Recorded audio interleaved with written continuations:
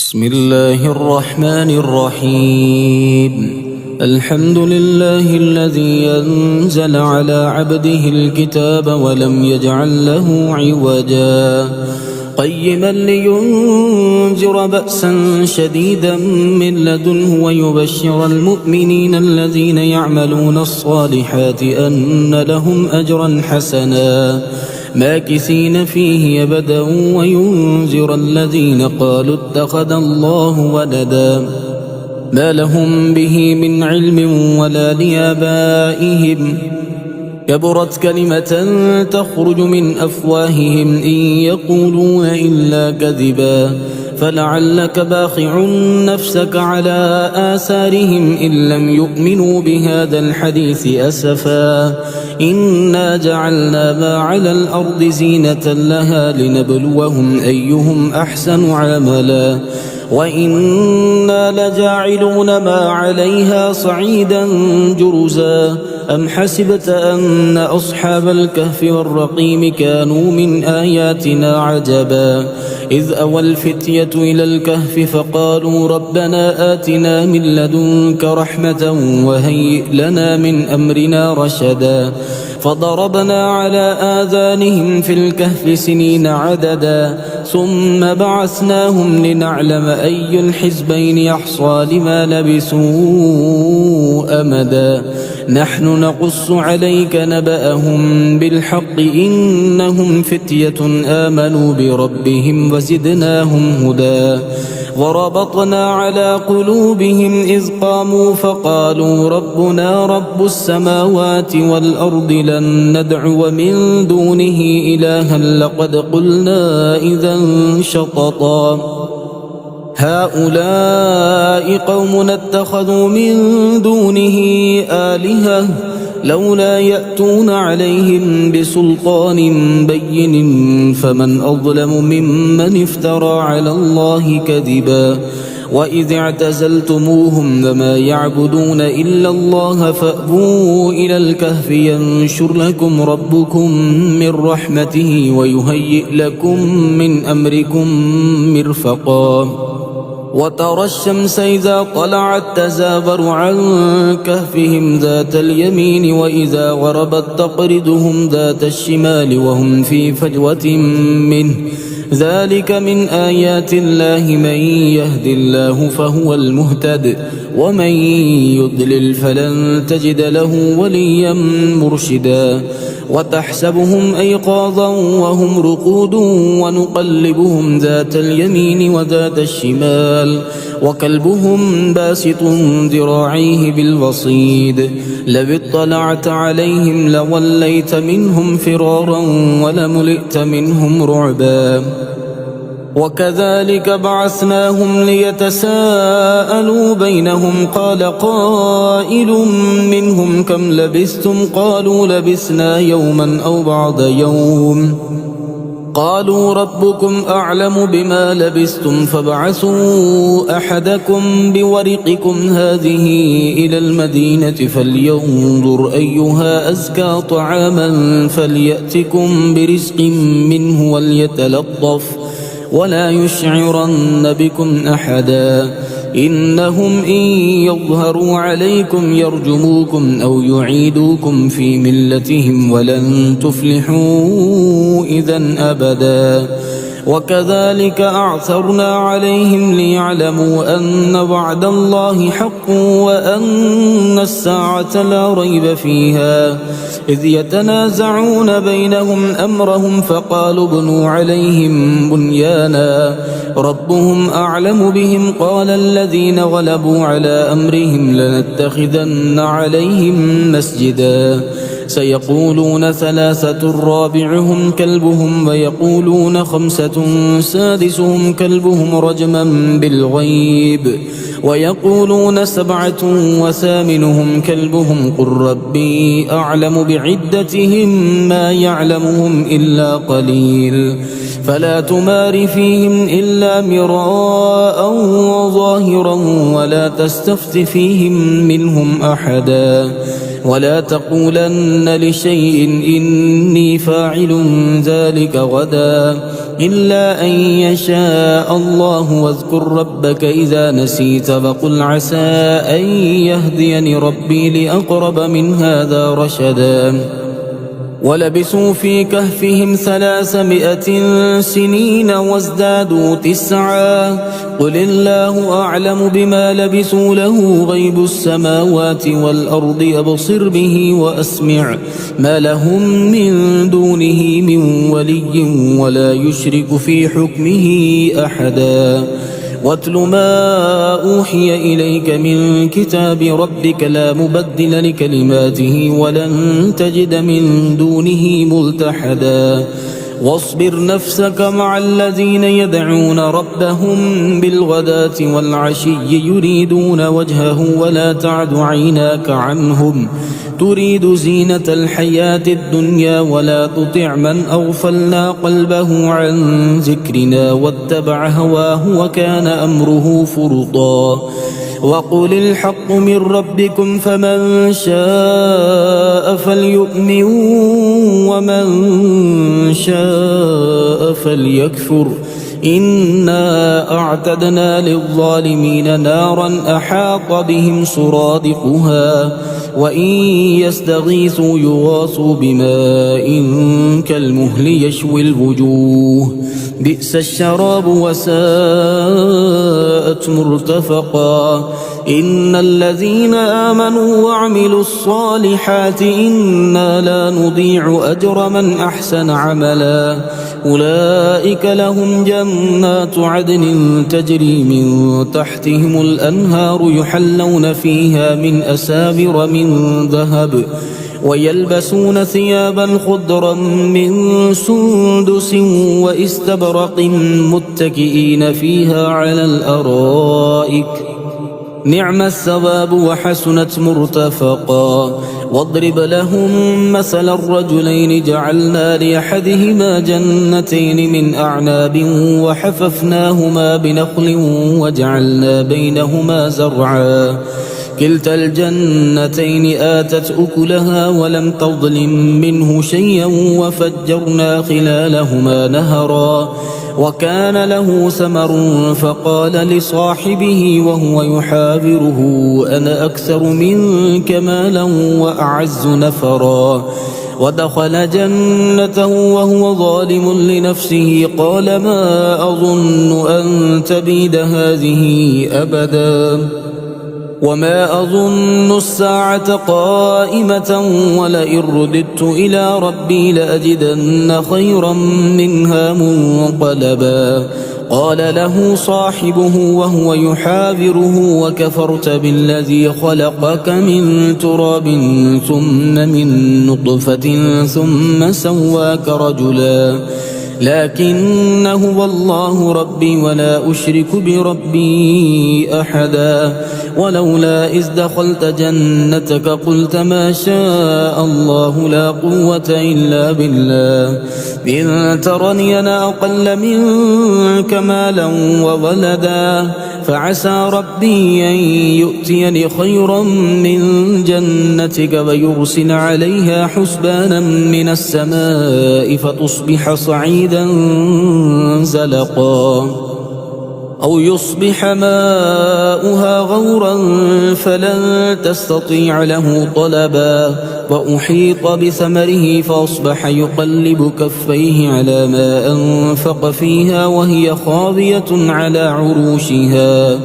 ويقول يا ليتني لم أشرك بربي أحدا. ولم تكن له فئة ينصرونه من دون الله وما كان منتصرا. هنالك الولاية لله الحق وخير ثوابا وخير عقبا. واضرب لهم مثل الحياة الدنيا كماء إن أنزلناه من السماء فاختلط به نبات الأرض فأصبح هشيما تذروه الرياح وكان الله على كل شيء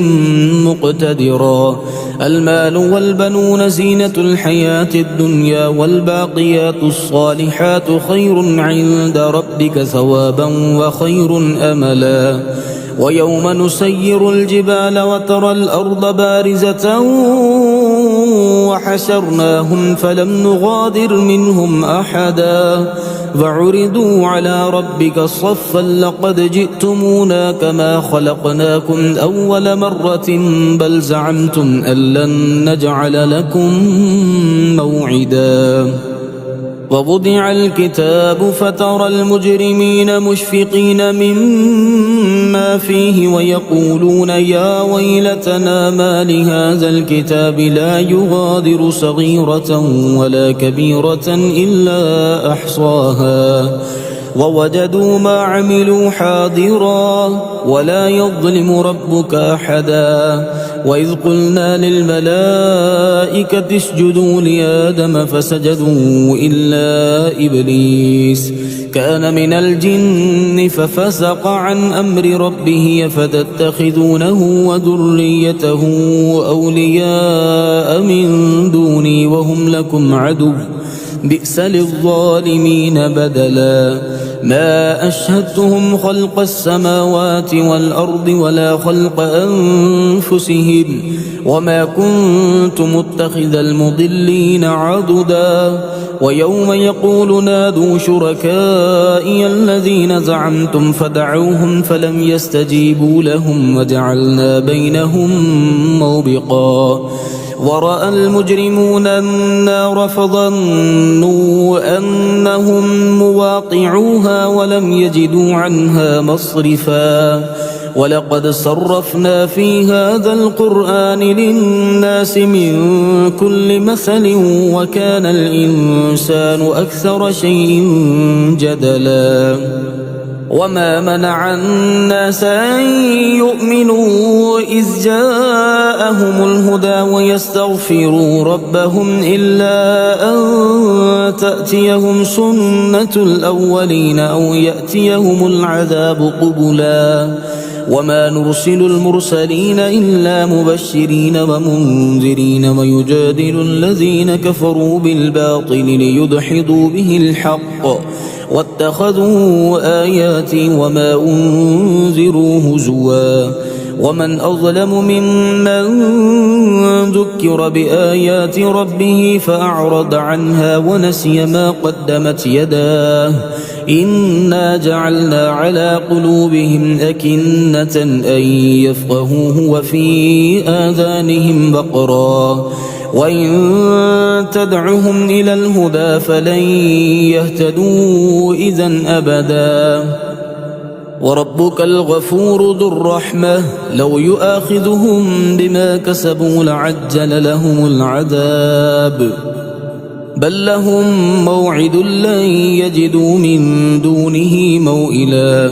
وتلك القرى أهلكناهم لما ظلموا وجعلنا لمهلكهم موعدا وإذ قال موسى لفتاه لا أبرح حتى أبلغ مجمع البحرين أو أمضي حقبا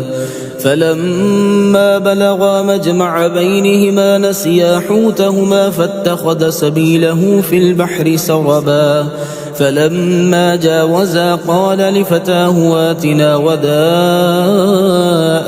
لقد لقينا من سفرنا هذا نصبا قال أرأيت إذ أوينا إلى الصخرة فإني نسيت الحوت وما أنسانيه إلا الشيطان أن أذكره واتخذ سبيله في البحر عجبا قال ذلك ما كنا نبغي فارتدا على آثارهما قصصا فوجدا عبدا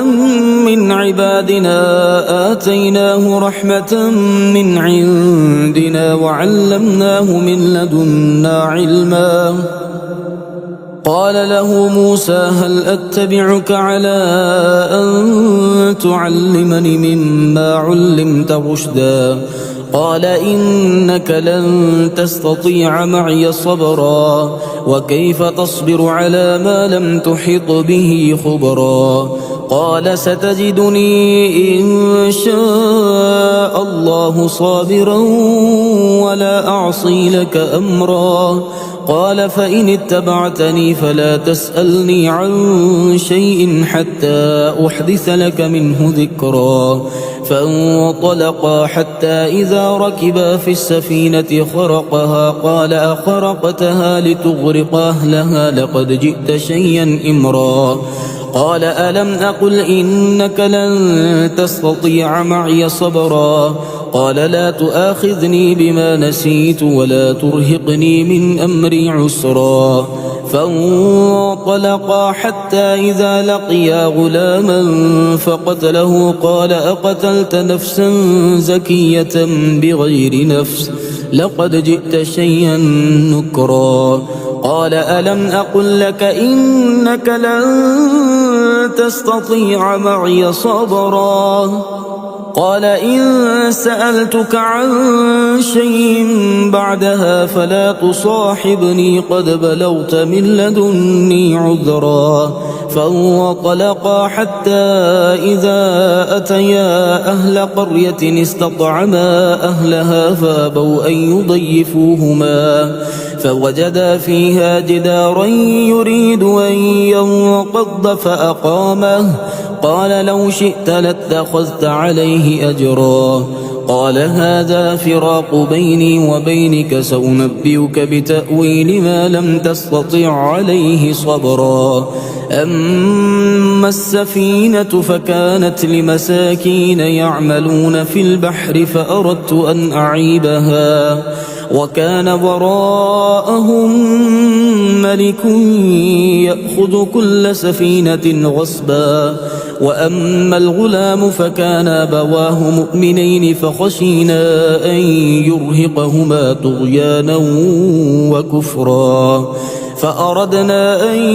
يبدلهما ربهما خيرا منه زكاة وأقرب رحما. وأما الجدار فكان لغلامين يتيمين في المدينة وكان تحته كنز لهما وكان أبوهما صالحا فأراد ربك أن يبلغا أشدهما ويستخرجا كنزهما رحمة من ربك وما فعلته عن أمري ذلك تأويل ما لم تسطع عليه صبرا. ويسألونك عن ذي القرنين قل سأتلو عليكم منه ذكرا. إنا مكنا له في الأرض وآتيناه من كل شيء سببا فأتبع سببا حتى إذا بلغ مغرب الشمس وجدها تغرب في عين حمئة ووجد عندها قوما قلنا يا ذا القرنين إما أن تعذب وإما أن تتخذ فيهم حسنا. قال أما من ظلم فسوف نعذبه ثم يرد إلى ربه فيعذبه عذابا نكرا. وأما من آمن وعمل صالحا فله جزاء الحسنى وسنقول له من أمرنا يسرا. ثم أتبع سببا حتى إذا بلغ مطلع الشمس وجدها تطلع على قوم لم نجعل لهم من دونها سترا. كذلك وقد أحطنا بما لديه خبرا. ثم أتبع سببا حتى إذا بلغ بين السدين وجد من دونهما قوما لا يكادون يفقهون قولا. قالوا يا ذا القرنين إن يأجوج ومأجوج مفسدون في الأرض فهل نجعل لك خرجا على أن تجعل بيننا وبينهم سدا. قال ما مكني فيه ربي خير فأعينوني بقوة أجعل بينكم وبينهم ردما. آتوني زبر الحديد حتى إذا ساوى بين الصدفين قال انفخوا حتى إذا جعله نارا قال آتوني أفرغ عليه قطرا. فما استطاعوا أن يظهروه وما استطاعوا له نقبا. قال هذا رحمة من ربي فإذا جاء وعد ربي جعله دكاء وكان وعد ربي حقا وتركنا بعدهم يومئذ يموج في بعض ونفخ في الصور فجمعناهم جمعا وعرضنا جهنم يومئذ للكافرين عرضا الذين كانت أعينهم في غطاء عن ذكري وكانوا لا يستطيعون سمعا أفحسب الذين كفروا أن يتخذوا عبادي من دوني أولياء إنا أعتدنا جهنم للكافرين نزلا قل هل ننبئكم بالأخسرين أعمالا الذين ضل سعيهم في الحياة الدنيا وهم يحسبون أنهم يحسنون صنعا أولئك الذين كفروا بآيات ربهم ولقائه فحبطت أعمالهم فلا نقيم لهم يوم القيامة وزنا ذلك جزاؤهم جهنم بما كفروا واتخذوا آياتي ورسلي هزوا إن الذين آمنوا وعملوا الصالحات كانت لهم جنات الفردوس نزلا خالدين فيها لا يبغون عنها حولا قل لو كان البحر مدادا لكلمات ربي لنفد البحر قبل أن تنفد كلمات ربي ولو جئنا بمثله مددا قل إنما أنا بشر مثلكم يوحى إلي أنما إلهكم إله واحد فمن كان يرجو لقاء ربه فليعمل عملا صالحا ولا يشرك بعبادة ربه أحدا